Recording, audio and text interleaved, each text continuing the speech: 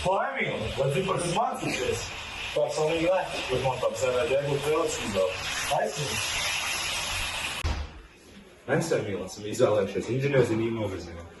Inženierzīmību novirzienā ir jāmācās padziļinātā matemātika un vēl 2 padziļinātie priekšmeti. Šie priekšmeti var būt bioloģija, programmēšana, fizika vai angļu valoda.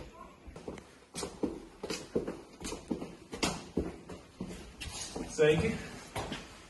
Sveiki, Kā jūs sauc? Antons. Kādēļ jūs izvēlējāties matemātikas novirzienu?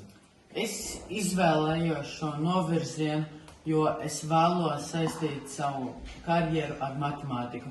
Paldies! Sveiki, te atkal es Antons. Mans vārds ir Kalvis, un Mūsu mīļākais priekšmets ir fizika.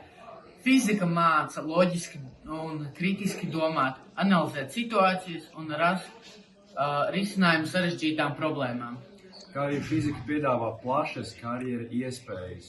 Kā piemēram, mācoties fiziku, tu vari apgūt prasmes inženierzīmībā, IT un programmēšanā, enerģētikā, pētniecībā un akadēmijā un finanšu sektorā, kas tev var palīdzēt tālāk dzīvē iegūt profesijas.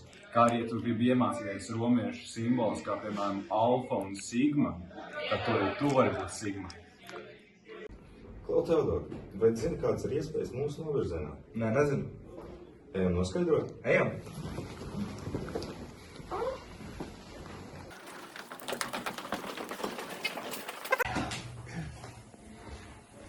Sveiki! Mēs šodien esam ieradušies pie mūsu skolas karjeras konsultanta. Vai jūs vēlētos ar sevi iepazīstināt?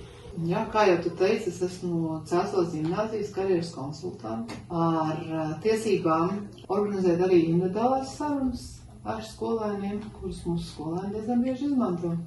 Mēs ar Teodoru vēlējāmies zināt, kādas ir karjeras iespējas, ja mēs mācāmies inženierzinātņu novirzienā.